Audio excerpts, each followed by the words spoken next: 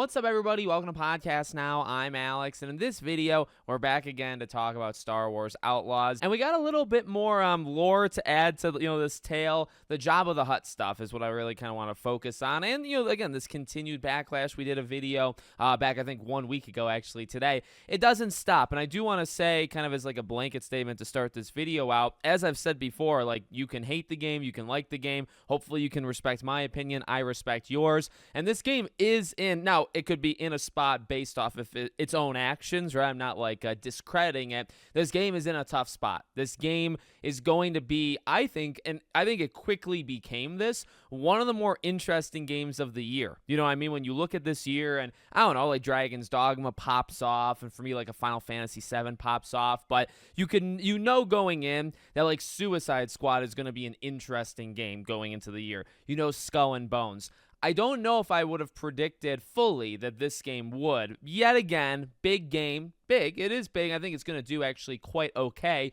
Ubisoft. And so maybe there was a reason to believe that this would be going into the fall.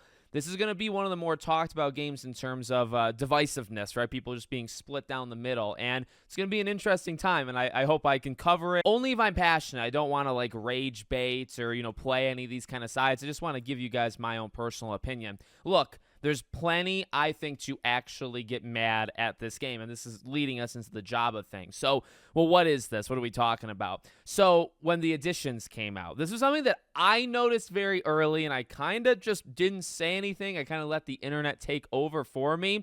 When they announced those editions, that Jabba thing, I believe that was part of it. Like, that was something we even maybe talked about last week in the video. I think it was from IGN. It was an article where they broke down what you got from each edition. And in the other two, right, so you have like the standard, and then you have the one that's $40 more, and then you have the one that's like $60 more, or whatever it is. And Jabba's mission is in there, right?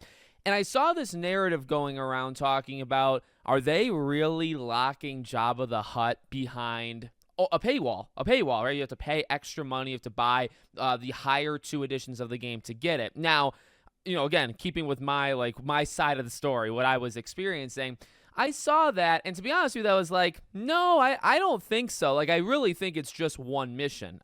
He's in the trailer.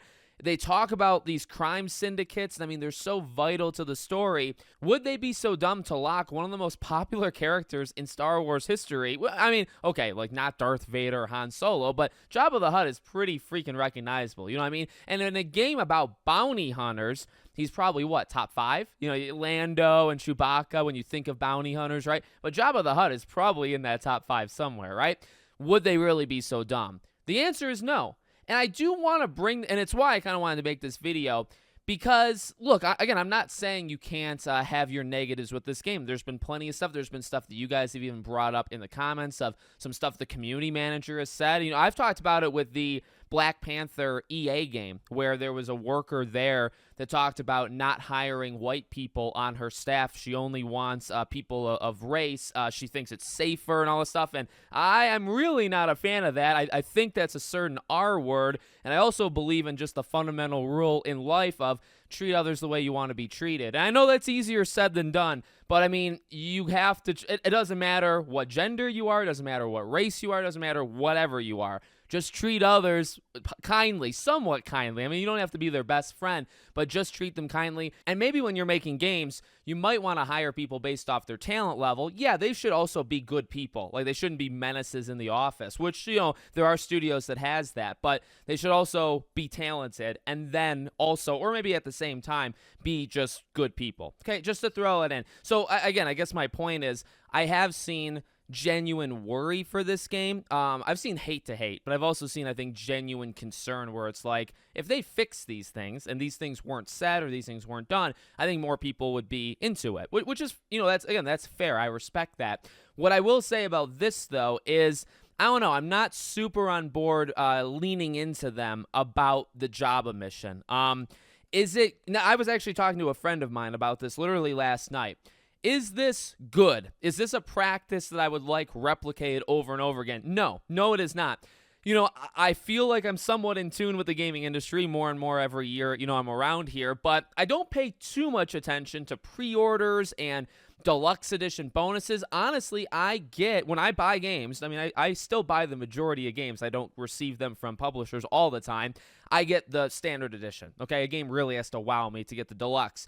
I am a little unaware that this practice still kind of goes on. There are still games, and my friend actually brought up Red Dead Redemption 2, and if you go back, there's a bank heist, or the idea of robbing banks. Now, you can rob plenty of other things in Red Dead 2, but the idea of after Chapter 4, and the opportunity opens to rob banks, that's only if you get the higher 2 editions. It's not in the standard edition. So, again, I was kind of unaware to that. And bringing it full circle for Outlaws, is it good? Is this Jabba thing good? No.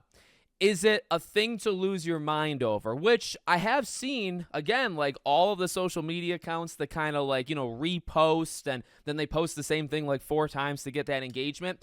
I've seen this over and over on the Jabba mission specifically. And, again, like, hey, live your life, post what you want to, I'm not going to tell you necessarily what to post. You don't tell me what to post, right? But at the same time, I feel like, specifically when we talk about these editions of the game, I kind of leaned into them.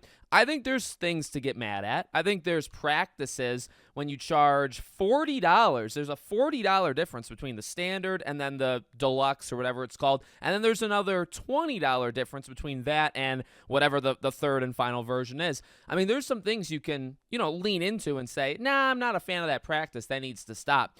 The Jabba mission, again, I feel like to start, it was a miscommunication. And I don't really know whose fault that was.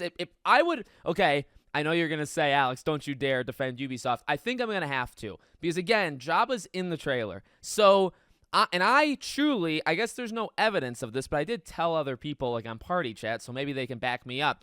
I did sit back and think, I feel like that hate is kind of overblown. There was never an indication that Jabba's entire quest arc is going to be locked behind, locked behind a higher edition. I feel like it's just going to be, 1 or 2 missions, and that's what it has turned out to be, right? So, I just kind of wanted to throw that in there where I feel like certain people are at a point of just like latching onto anything negative on this game. And again, some I think do legitimately do it with good intentions. I fully believe that. And there are some things that deserve to be fixed or need to be fixed. I understand that as well. But, and again, in terms of me not really keeping up with other games, it is actually sad that it still happens. I would not like it to continue, okay? If you told me that we could just eliminate this practice, is it as bad as loot boxes? Is it as bad as remember back, and I kind of bring this up, so maybe you guys do remember, back in like the late PS3 360 era, right? There was that era where you had the code to be able to play the game or register the game and play it online, right? Because they had online components in a lot of these single-player games, Dead Space, Assassin's Creed, Arkham Origins, right? So then, at some point, for a couple years, they had like those, and that was terrible. That was awful, and it's really kind of ruined some of those games long term. So, is it as bad as those things? No. But this is something that's maybe not from that era. I think actually before that era, but it's stuck around for a while, these exclusive missions. Now, here's the thing.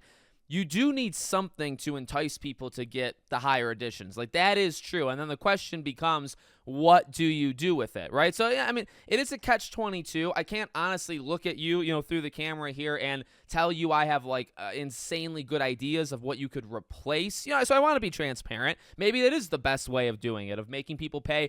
But again, I would lean into the amounts. Is locking it behind, like, it's not like it's $5. It's not like it's $10. If the deluxe edition, I hope that's what it's called, whatever that second edition, right, is.